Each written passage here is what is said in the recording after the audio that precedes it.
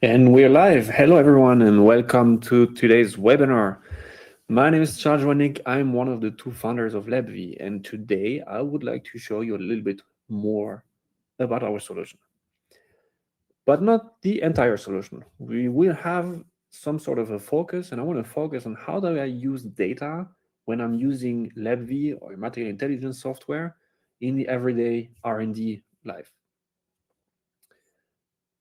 Before we start, maybe a couple of information. We are currently recording the webinar, which means you will receive the link to this recording afterwards. If you miss something, if you we go too quick through some of the features, don't worry, you will have time to look back at it, and then we will have the opportunity as well at the end. But you can do it anytime during the presentation. You can just ask your questions in the chat here, and I will answer it at the end. I can see it going live, so no problem about that. I will talk about the solution, and before we end today's webinar, I will also show you a little bit more about AI-driven experiment design, because I think it's an important topic, and it's also a type of some sort of how to use data. But for now, let's jump into today's presentation. I will show only one or two slides, that's it, and that's not going to be at the beginning. So don't worry, it's a real live demo. We are going to click through the software together. To do so, I will just start sharing my screen, but also stop sharing my camera because I think it's not the most interesting thing for you to look at that, and you will focus on the platform. Let me log into my demo system. Because I want to be sure that everyone here, the entire audience, has the same level of knowledge about LabV and the product. I will give you a very, very quick tour, explain to you what we have, and then we can start. So first of all, LabV is made of, let's call it, four central pillars. The first one being the project, where I can do my projects, my experiments, and everything. The resources, which I need to conduct my project. The data hub, which is basically the access, the searching function to the entire database. And finally, the AI assistant, which is something we're going to look at later as well. Let's start with the resources. And I'm not going to move much here because I want to show you this raw material library. What is a raw material? It's a material, an ingredient you use to develop something, a recipe, a formulation, right? So it has different categories, different informations. It's obviously depending on the category, you have different fields of information down here. But why am I showing here? What does it mean using data in the resources? Well, the majority of our customers, they actually manage their raw materials in the ERP system. It could be SAP, it could be Microsoft, it doesn't matter to us. Which means it is very important to keep this one single source of truth, and that should be the ERP if the ERP is the one. Why? Because most of the raw materials you use are also used in production, so it's needed for production, controlling logistics, and so on and so forth. So instead of having a double management and a potential risk of having wrong information on one side or the other, we prefer to keep this simpler and synchronized. So every night, for example, we have, so every 24 hours during night, you have a synchronization process going through.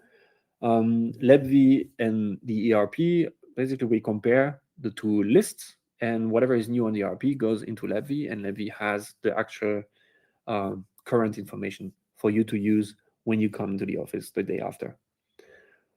What's the advantage here and the big value? First of all, less management effort, lower risk of mistakes, but also you always have the right data in your hand. Now, if you don't have an ERP or you don't use the ERP for that, that's not a problem. You can just create a material here and manage it. That's not a problem at all. So you can use the data the same way in LabV and you create your own library.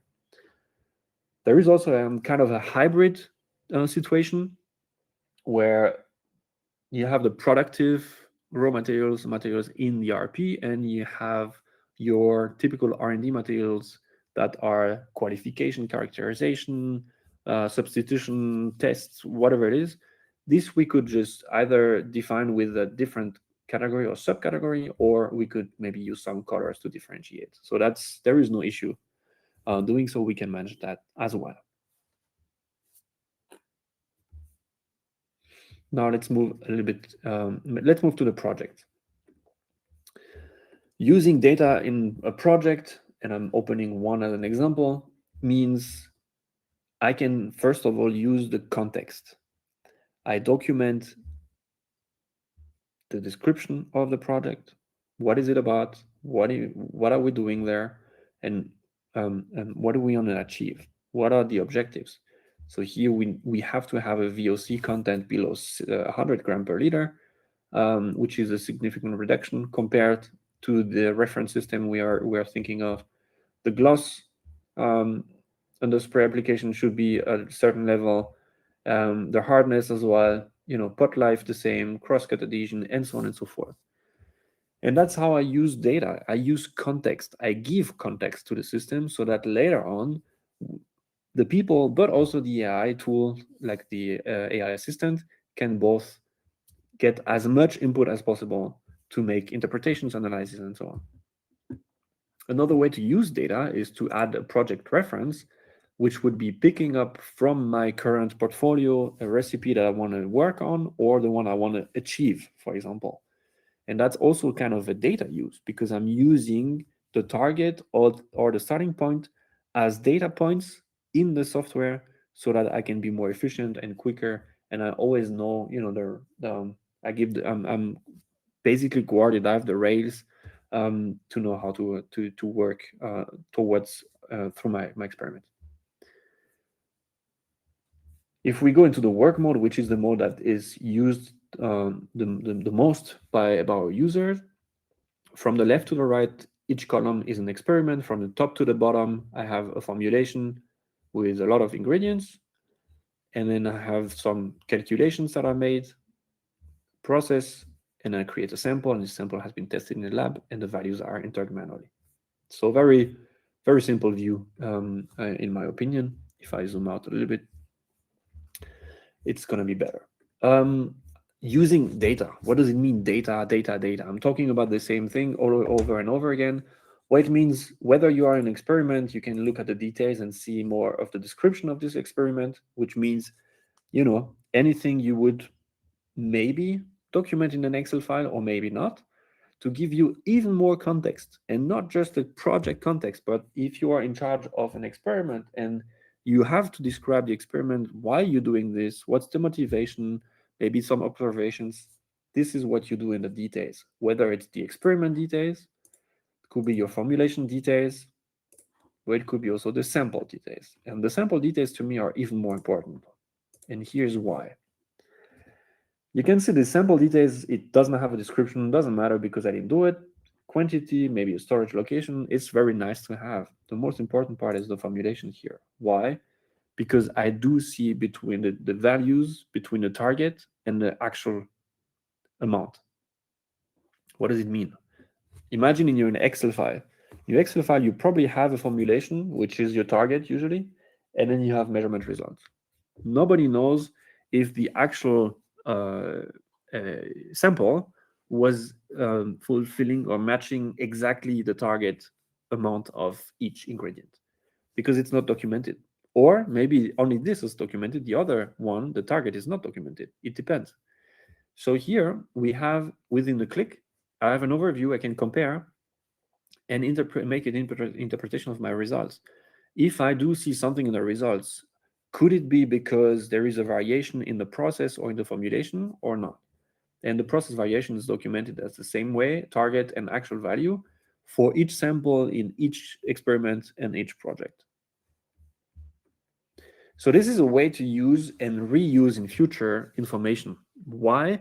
Because you will see later with the AI assistant, but also with the data search, having a database and structured and unified historical data is a huge advantage. And the more you get, the better you can work with. So the context is extremely important in this situation. Another way to use the data. I have here 21 experiments times 11 or 12 measurements, I think, which is kind of a lot.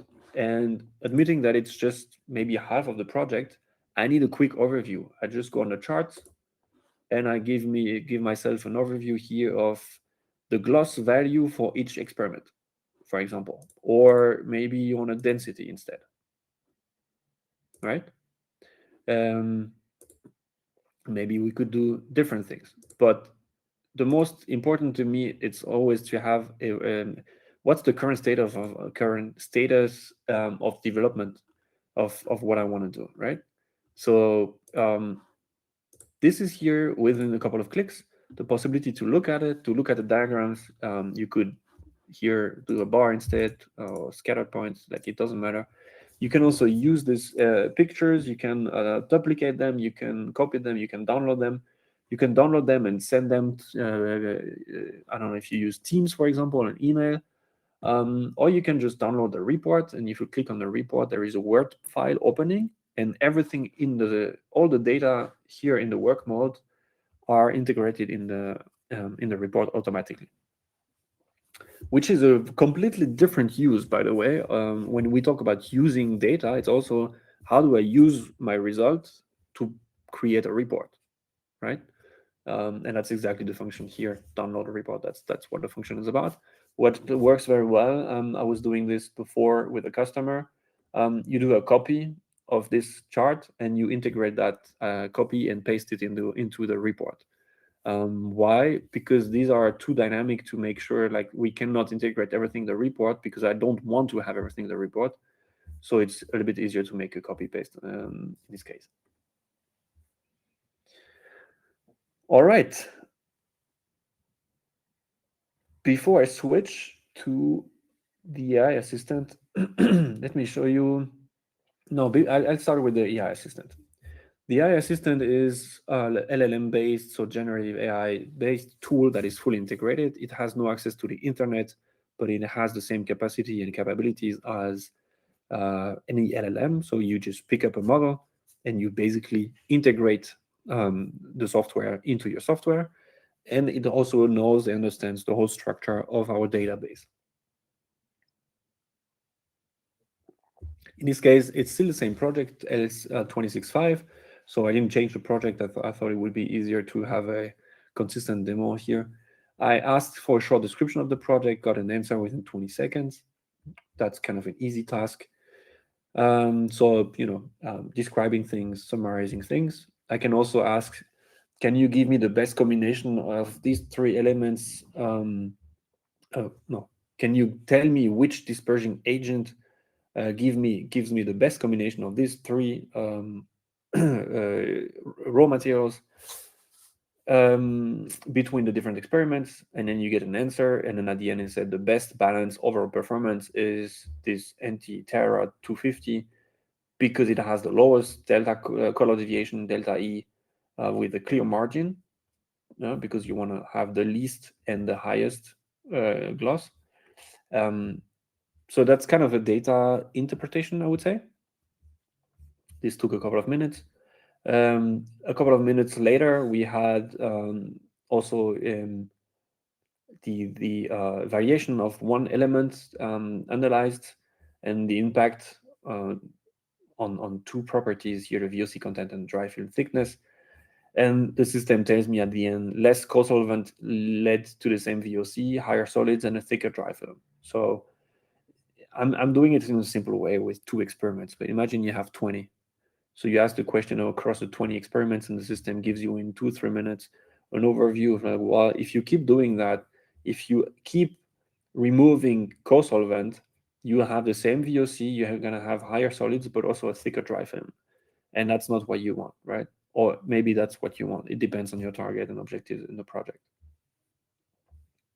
If I want to go a little bit deeper, I can ask to calculate a correlation between one property and another and get a result that says the data is showing a slight positive correlation, and there's 2 very strong outliers from the overall trend. Now I could have asked for a diagram. I didn't do it because I wanted to do a different one.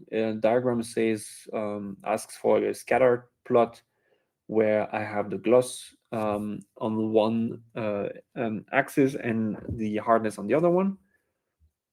And it tells me, explains to me, right, which is important for me to gain trust in the tool as well. Explains to me how to which experiments he found and he's using. And here's the graphic, and you see that's a graphic that is it's dynamic. I can zoom in and look at specific points, and then I could say, building on this diagram, add a linear trend line to this scatter plot. He makes a calculation, right? So I can also mathematically follow and check that it makes sense. And here's the trend line. And again, here, if I want to zoom maybe here in the middle, I could have a look at the difference between the points. They look very close, but they're not that close. On the other hand, the scale is not that big. So um, kind of a dynamic way to use how to combine AI and data to get insights, to analyze things, to make data interpretation. It's not going to do any recommendation, at least recommendation only based on the current status, so current data, and not predictions. That's something else, and I want to touch that afterwards as well.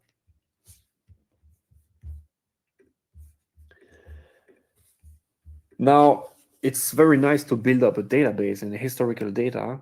How do you search through it? And searching through it means I need a searching engine that is able to understand the entire database and not only one project. And that's what we have built with this data hub. You can, for example, say, show me all the formulations with the material here, M2658, which is a blanc fix um, uh, uh, raw material to add in my color. Um, and I have 76 of them. Okay.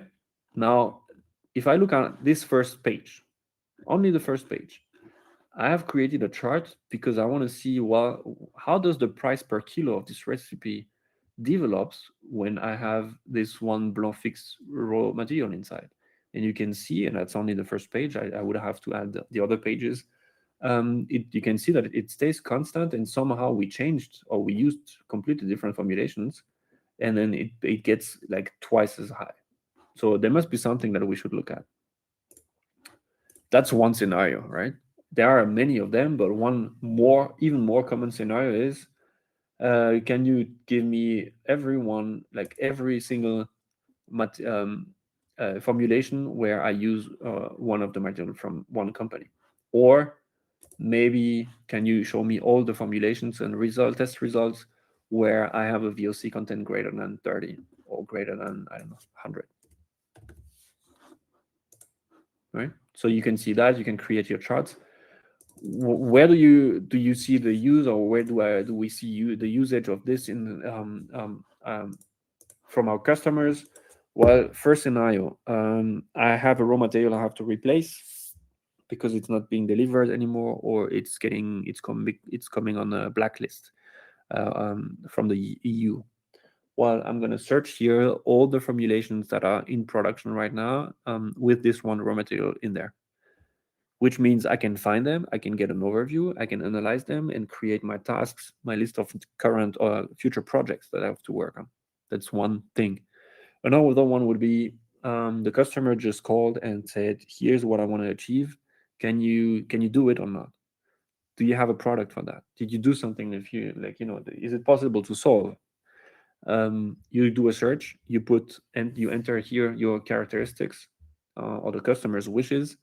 You search, and then you have a list of formulations, and you can even see like experimental formulations that you may be able to reuse across the whole history. So that these are probably the two main use cases, I would say, how to use the data search.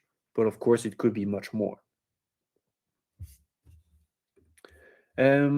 Before I switch to the other one, I wanted to show you something.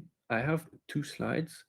When we talk about AI assistant and why to use it, some customers, especially smaller companies, always wonder why can I just upload my Excel data into ChatGPT and it's done, right? So we did actually that. we used this L265 project I was showing. We did an export from that in Excel, but just a project. And we uploaded in ChatGPT, and then we asked the same questions in both ChatGPT and LabV. And the results are very interesting because everything that is a description or results is kind of either ChatGPT writes texts that are much longer with too many informations. He's trying to, it's not hallucination, but he's trying to build up based on one comment or one sentences. He makes a whole text out of it. It's not much better. It's just more. Um, Looking at project results, exactly the same result, same quality. Analyzing maybe the influence on one element on the performance is also very you know similar.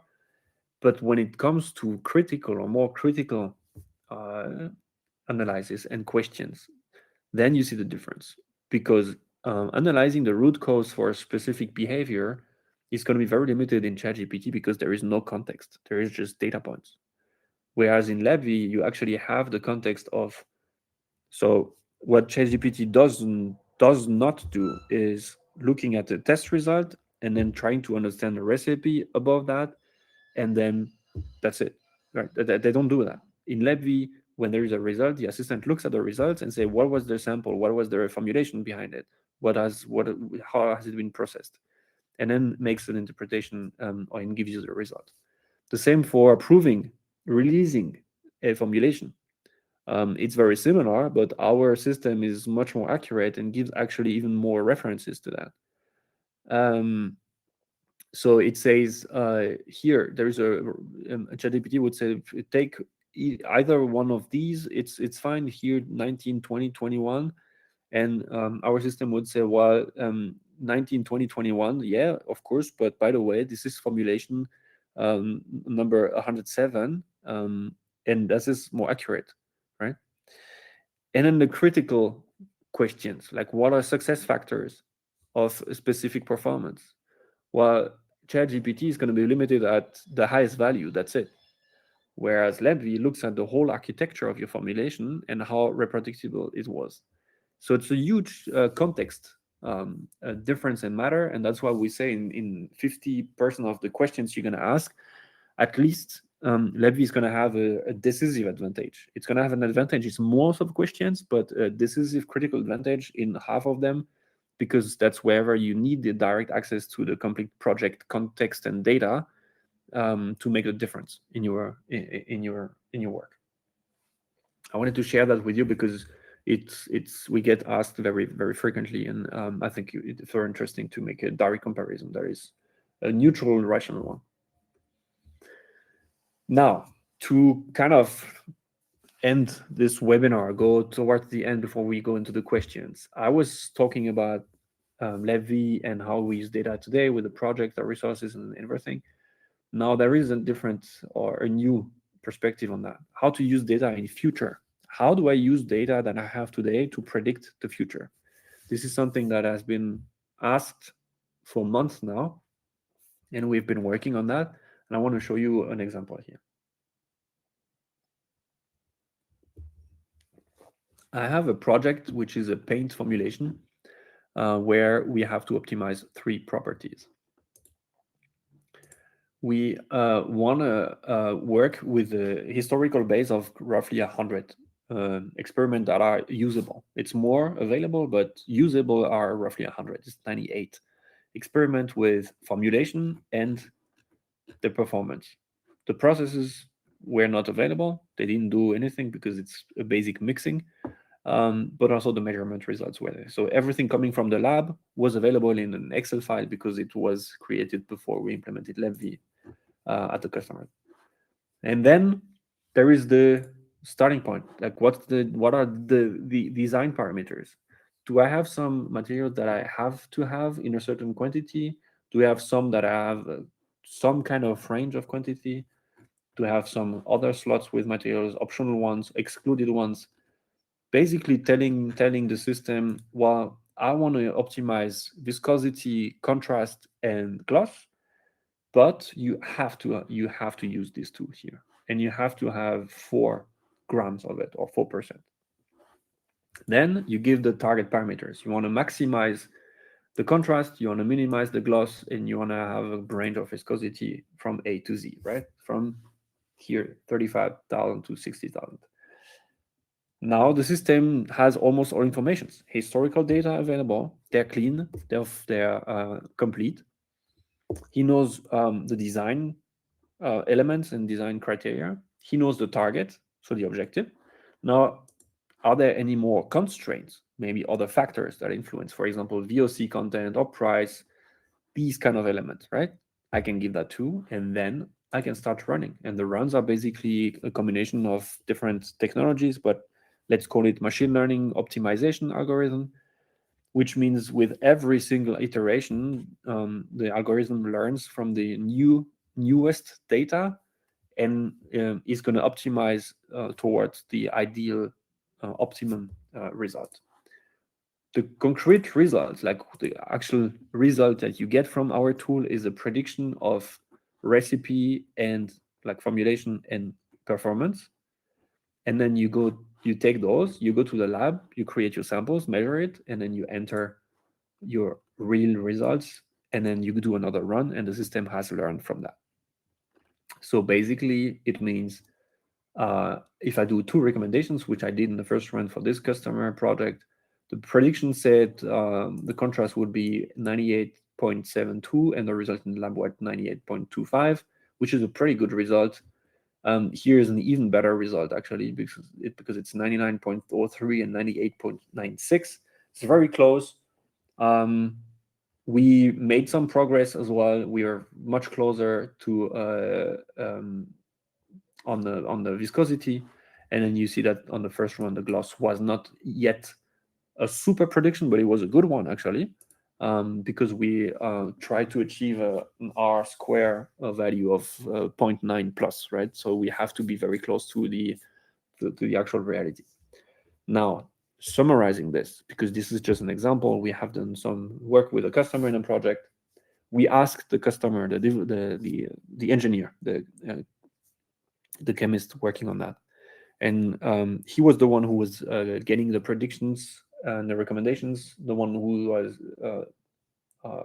who did test them in the lab as well, gave us the result, and he said basically after I think it was the third run, we had a recommendation, a set of recommendation, and he found one formulation that was actually performing exactly the way he wanted. Like he confirmed that, and he said, if you give me the tool for this, for a specific formulation category, you give me this tool, and I start this project all over again, as if I didn't have, I didn't do anything, I would probably save 100 experiments and at least 6-7 months of work.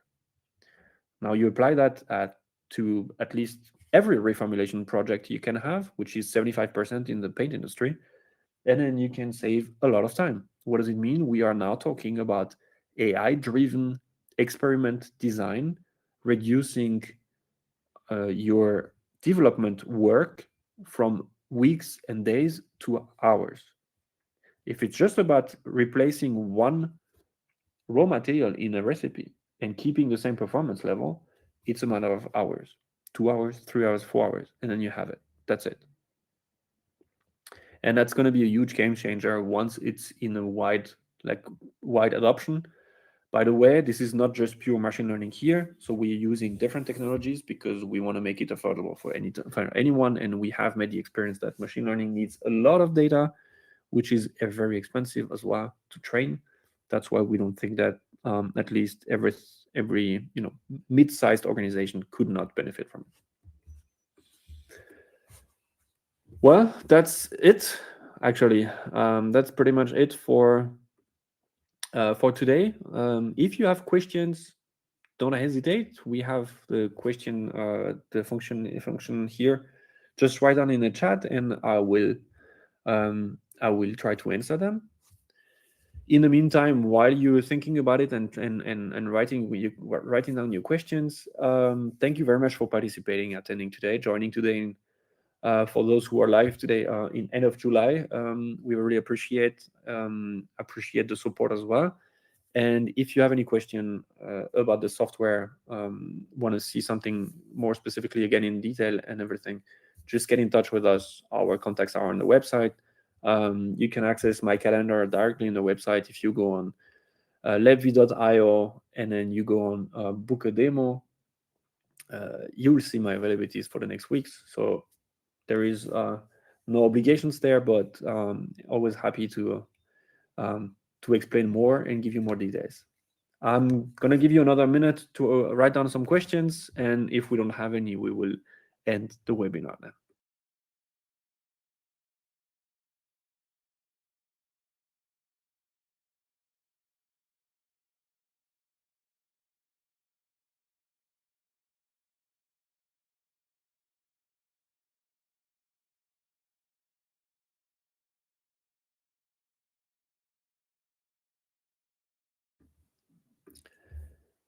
It doesn't look like we have more questions for today. So thank you very much for being part of it, for attending. You will receive an email with the link to the recording.